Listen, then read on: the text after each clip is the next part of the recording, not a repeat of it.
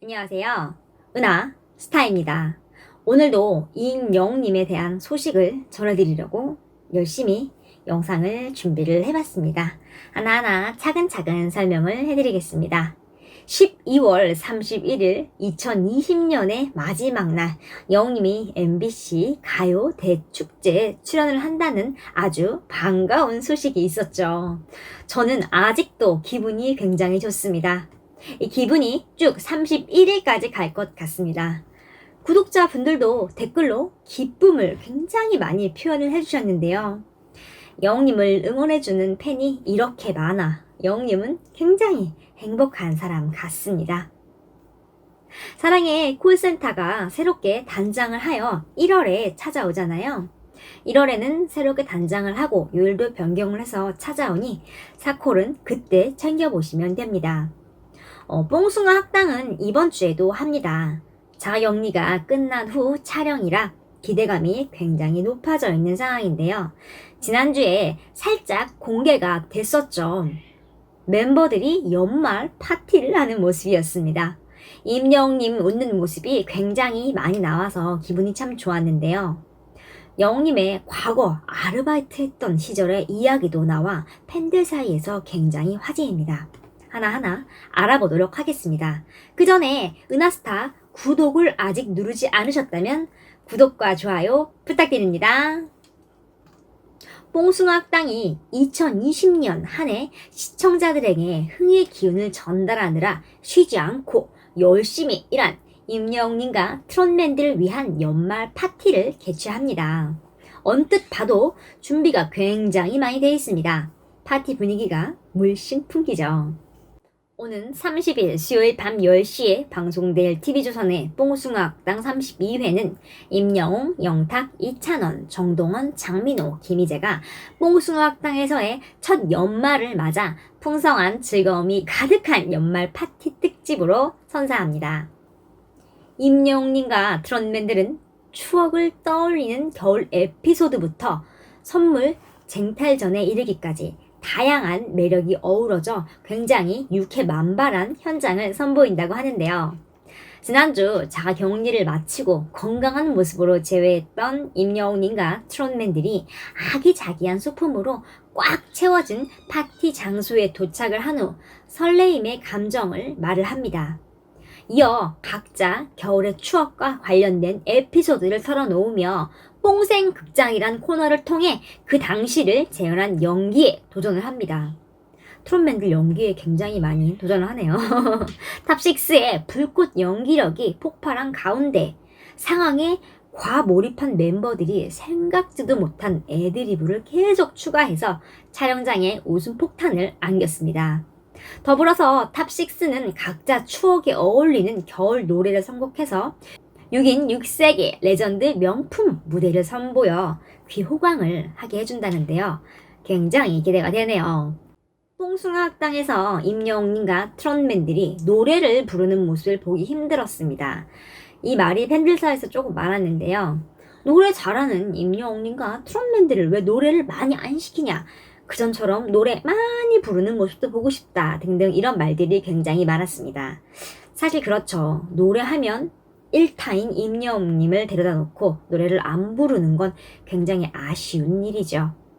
이번에는 노래를 부르네요. 무엇보다도 임영웅님은 대형 고구마 통을 보자마자 무명 시절 지하철역 근처에서 군고구마를 팔던 그때의 그 시절 추억을 회상해 그대로 재현하면서 남다른 감회를 표현했습니다.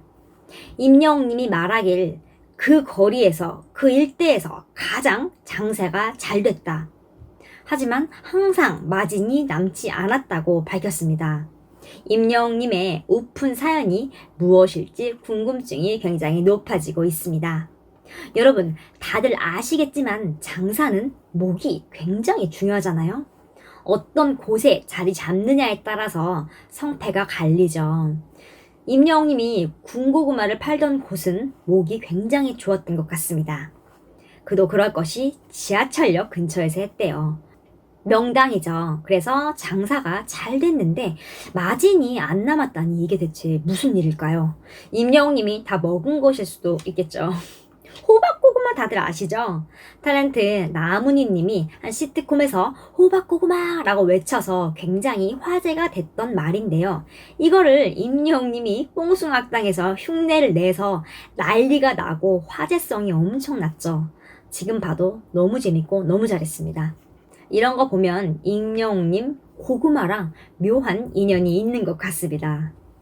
자, 군고구마를 팔던 당시 사진을 봐도 풋풋하고 굉장히 열심히 살아가는 모습이 보이죠.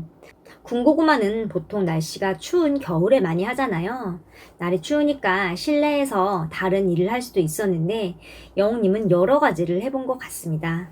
인생을 겪고 여러 가지 체험을 해보고 경험을 하고 그것을 하는 사람들의 인생에 녹아들어 보고 듣고 하는 것이 지금의 임영웅님이 곡을 습득하고 표현하는데 자양분이 된 거죠. 이렇듯 임영웅님이 직접 체득하는 과정 속에서 여러 가지를 알게 되고 알게 모르게 그게 차곡차곡 쌓여서 노래 부를 때도 묻어 나올 수 있는 거죠. 그래서 임영웅님을 감성 장인이라고 하잖아요. 예술 쪽 종사자들은 아이디어나 경험이 굉장히 중요합니다. 제가 아는 작가분은 일부러 버스나 지하철을 틈만 나면 탑니다. 그냥 시간이 나오면 타요. 그 이유가 그 속에서 사람들 사는 이야기, 에피소드를 얻을 수 있어서 그렇게 한다고 합니다.